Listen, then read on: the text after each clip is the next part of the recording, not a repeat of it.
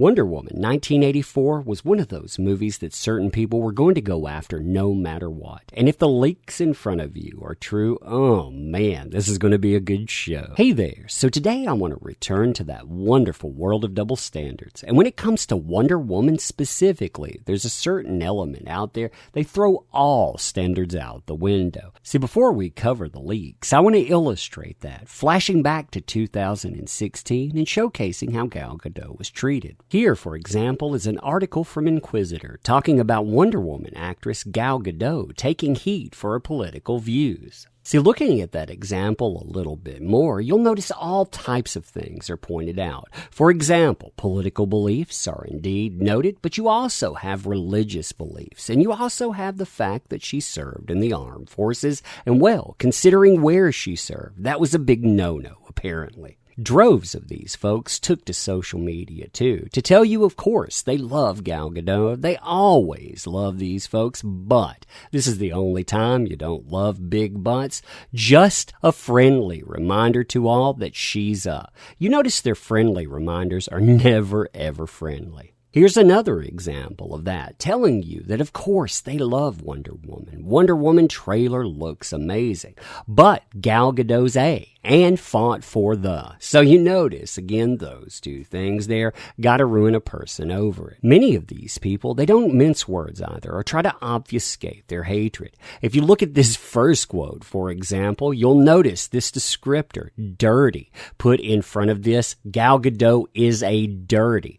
Why are you worshiping her? Man, gonna put her in her place. You'll notice that she's not the only one thrown out there either. Man, both of these folks, Scarlett Johansson and Gal Gadot, are, and sad face, I'm hurting. Man, I really hope you pulled through to current year. The saddest thing about that, too, is where you would find some of these statements, like at the picture in front of you. This is from an article, again, talking about that, talking about the blowback. And some of the quotes that they're pulling out, they come from this picture. I mean, can you imagine looking at this and saying, hey, you know what I'm going to do here? I'm not going to put out any positivity. I'm going to point the finger at that lady there and say, hey, I love buzzwords, but I don't like you or this person because, and then throw out that descriptor. Now, considering the people that we're talking about are also part of the body positivity movement, of course they had to bring looks into it. And when it came to Gal Gadot, the criticism was about how she looked, how she was too skinny, how she was too pretty. That's right, too pretty to be Wonder Woman. And I have to say that she's responded pretty well. I mean, if you look back, what you'll find are articles saying that she would rather focus on the role than to focus on empty talk, and that, I think, was commendable. Gal Gadot further expanded on that, too, showcasing exactly what the So Stunning, So Brave crowd threw her way. And make no mistake, that's who was doing this stuff. They said that I was too skinny. My boobs were too small. After they asked me here in Israel if I had an eating disorder, why am I so skinny? They said my head was too big and my body was like a broomstick. I can take anything. It's just empty talk. I understand that part of what I'm doing means being exposed, and part of being exposed is being under fire. When I was younger, I would take criticism really hard, but now it mostly amuses me. It's not like she goes into what Amazons really are. There's not going to be real Amazons. We always try to make everyone happy, but we can't. Now, you see that statement and compare that to, say, a Brie Larson. Yeah, it's so telling, isn't it? Now, we'll cover other things that were said about Wonder Woman toward the end of the video, but the point in all of that is this. If they are going to treat Wonder Woman like that when they're in the middle of current year, how do you think they're going to treat Wonder Woman 1984? And especially if certain leaks are confirmed. And that leads me to the quote-unquote leaks and to Abounding in the Comics article that talks about this. And let me say this with it too. This comes from Reddit, so there's no way that we can go out and say, hey, this stuff is genuine. But I want you to think about what's here, and I also want you to think about the reaction to it, because we've already seen some of those reactions. Again, you saw the people and what they got mad about before. So think about these points, which we'll go through point by point and then talk about in detail. So plot points about Wonder Woman 1984. Point 1. Wonder Woman unwittingly gives up her powers when she wishes Steve Trevor back. She can solely use her lasso of truth. She gradually loses her strength as it becomes more difficult for her to fight, and at one point Steve becomes her quote-unquote protector. Point 2. Diana and Barbara Minerva fight twice. Barbara wins the first round while in human form, befitted greatly by Diana's weakening capabilities, and when Diana gets her abilities back, Barbara turns into the cheetah. Point 3. Maxwell Lord is more of a tragic villain as opposed to a bad guy. He also has a romantic arc with Barbara, which some might end up having mixed feelings about. Point 4. The Amazons of, I always butcher that, so I'm going to leave it alone, or in the film. And the last point here, Diana uses her golden armor as a last resort against Cheetah, and it gets destroyed. Now, as I said before, this was covered in Bounding into Comics, and let me take this opportunity to shout out Bounding into Comics and to say that you should check them out.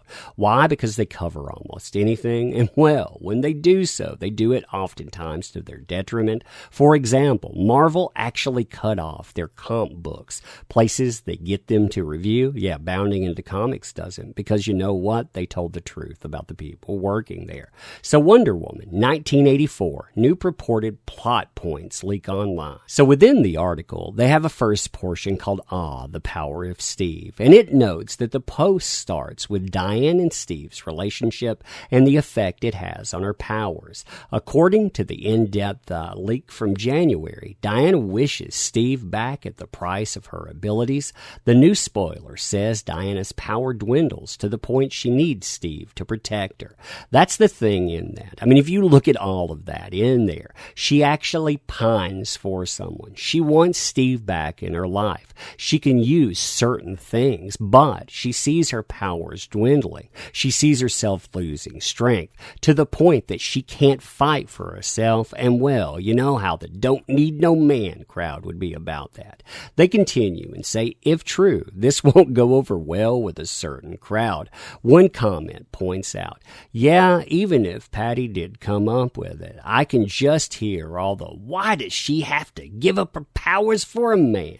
Even though we all know most male heroes would do it for the ones they love, a la Superman. See, they bring up the Superman movie, which is quite correct. But me, I keep thinking back to Injustice and spoiler warnings about Injustice.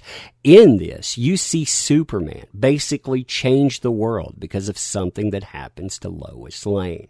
He's basically tricked. He actually ends up causing the death of Lois Lane, and in that, he not only resorts to the one thing that Batman can't resort to when it comes to Joker, but he decides he's going to go in and change the entirety of the world so nothing like that happens. Again, you're talking about something that is motivated by the heart, motivated by giving up, and whether that's giving up powers like in the Superman movie, or it's doing something like this. Again, yeah, it's all motivated by the same concept. Now, another portion that the don't need no man crowd might actually have a problem with is the tragic villain portion. Barbara also has a minor romantic arc with Maxwell Lord that the writer thinks might end up giving some audience members mixed feelings.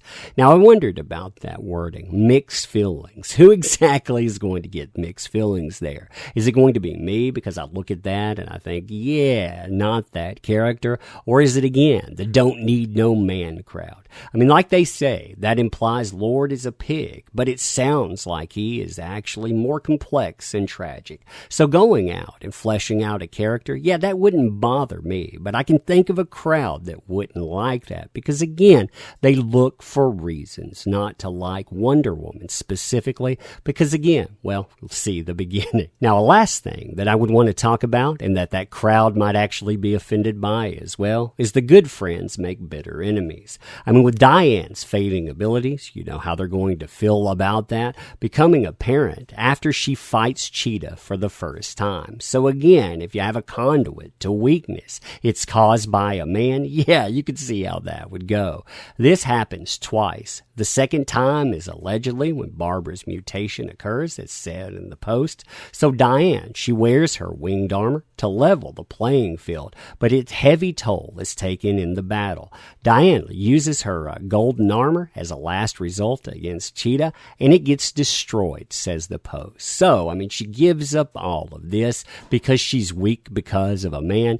Oh yeah, I could see some certain comments coming out about that. The one crowd I know that would turn on this for sure is the critic crowd that you see. I mean, if you look at that 93% Wonder Woman scored, it was in a different era. 2016, it was the first stuff. This stuff, it was always going to be applauded. Now, you add in those elements, well, you know how that'll turn out. We saw it with Star Wars. I imagine how we could see that going forward with this. But anyhow, you tell me what you think about all of this stuff. So, ending this, I want to say very briefly, thank you for your time. Thank you for being here. You do make these endeavors possible. I don't want to monopolize your time either, but I do want to thank you for it because many people, they forget to do that. Now, if you want to sub to the channel, you want to share this stuff, that's awesome. But you just being here, it does matter. So, thank you. I do appreciate you. Again, I don't want to take too much of your time except to say, check the channel out. You know, if you like this stuff, definitely tune in. But again, you're always welcome here. Thank you.